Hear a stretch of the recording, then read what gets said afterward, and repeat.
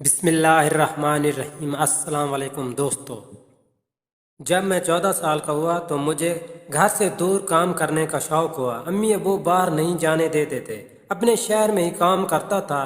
اسی جدوجہد میں 6 سال کا وقت گزر گیا۔ ایک میرا دوست مجھے ملنے آیا۔ اس نے مجھے کہا کہ یہاں پیسہ تھوڑا ہے، آپ میرے ساتھ باہر دوسرے شہر چلو۔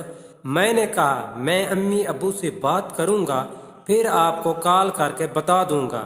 جب رات کو میں گھر واپس آیا، میں نے امی ابو سے دوسرے شہر جانے کا ذکر کیا، لیکن انہوں نے صاف منع کر دیا۔ لیکن میرے بار بار کہنے پر وہ پھر راضی ہو گئے۔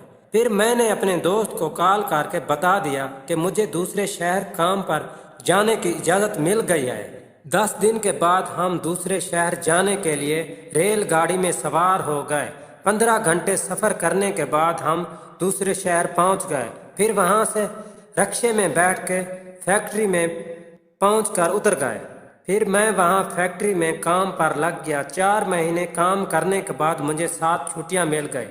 میں پھر واپس شہر میں آ گیا۔ واپس شہر میں آیا تو وہاں پر میں نے ایک گلی لے لی۔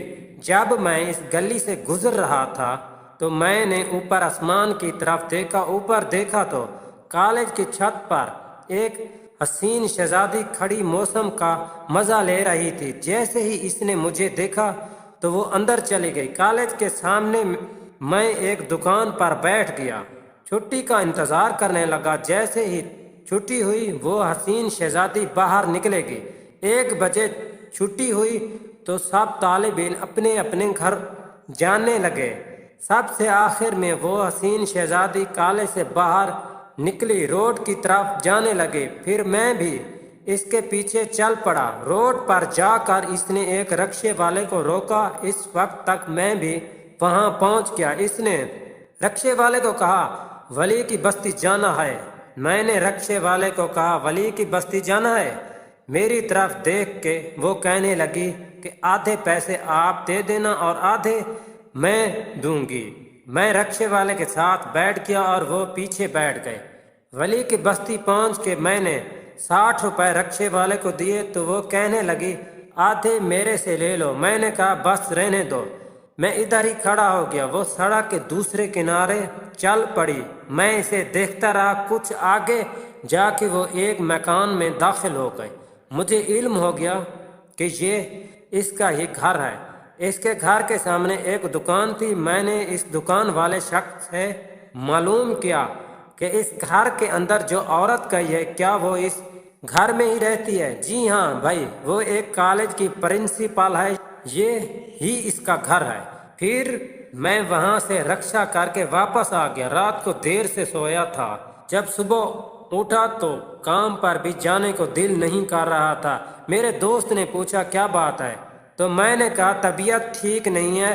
اس کے سامنے بہانہ بنا دیا۔ 7 بجے ولی کی بستی پہنچ گیا۔ جب حسین شہزادی گھر سے باہر نکلی تو رکشہ میں نے پہلے وہاں پر روکا ہوا تھا۔ رکشے میں آ کر وہ بیٹھ گئی۔ میں رکشے میں پہلے سے بیٹھا ہوا تھا۔ پھر وہاں سے کالج پہنچ گئے۔ اس نے رکشے والے کو پیسے دینے چاہے تو میں نے منع کر دیا۔ پھر وہ کالج چلی گئی۔ اس طرح کوئی 2 مہینے کا وقت گزر گیا۔ ایک روز ہم رکشے پر بیٹھ کر ولی کی بستی جا رہے تھے۔ اس نے پوچھ لیا ادھر تمہارا ہر دن کیا کام ہوتا ہے؟ میں نے اس کو کہا یہاں پر میرا ایک دوست ہے، وہ ناراض ہے، اس لیے ہر دن آتا ہوں۔ آپ جھوٹ بول رہے ہیں۔ اس نے کہا حقیقت میں بات کوئی اور ہے۔ اس نے پوچھا آپ کام کیا کرتے ہیں؟ میں نے اس کو کہا اصل میں اور شہر سے آیا ہوں فیکٹری میں کام کرنے کے لیے، یہاں فیکٹری میں کام کرتا ہوں۔ میں 4 مہینے سے آپ کو دیکھ رہی ہوں، آپ صبح یہاں ہوتے ہو، پھر دن کے 1 بجے میرے ساتھ ولی کی بستی آتے ہو۔ آپ کے پاس پیسے زیادہ ہیں جو فضول میں خرچ کرتے ہو، سچ بات کیا ہے؟ آپ مجھے بتاؤ۔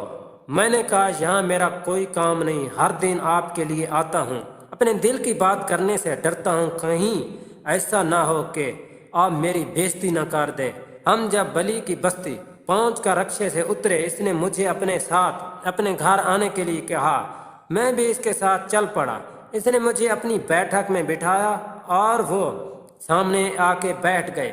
اس سے میں نے پوچھا کہ آپ کے گھر کتنے لوگ رہتے ہیں؟ اس نے ایک درد بھری سانس لی اور کہا میری امی اور میں۔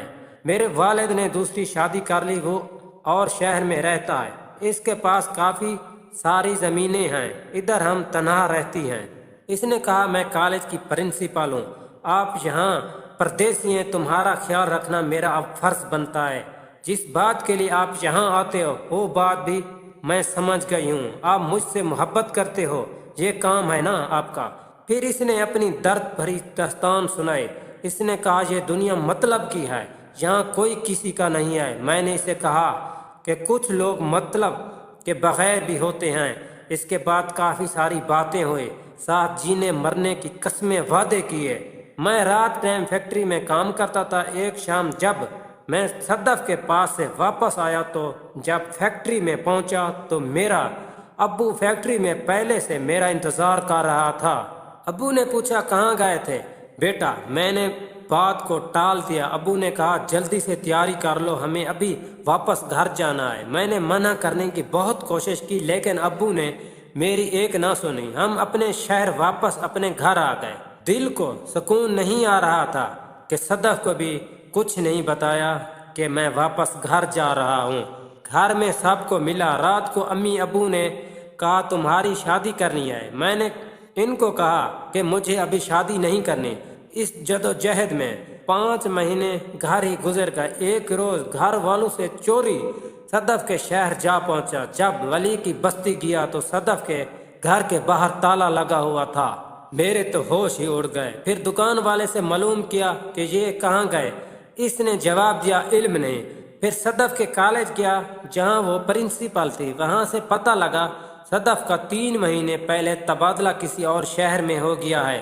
میں پھر اس شہر چلا گیا جس شہر میں صدف کا تبادلہ ہوا تھا۔ اس شہر میں میرا کوئی بھی جان پہچان والا ہی نہیں تھا۔ ہر روز وہاں صدف کو کافی تلاش کیا، کہیں سے بھی صدف کا کچھ پتہ نہ چلا۔ 5 مہینے وہاں تلاش کرتا رہا، وہاں ہی رہا۔ پھر گھر واپس لوٹ آیا۔ ہر وقت اس کی یاد آنے لگی۔ صدف کو کیا علم کہ میں بے وفا نہیں ہوں۔ صدف سے بچھڑے ہوئے 15 سال ہو گئے ہیں، مجھے آج بھی صدف کی تلاش ہے۔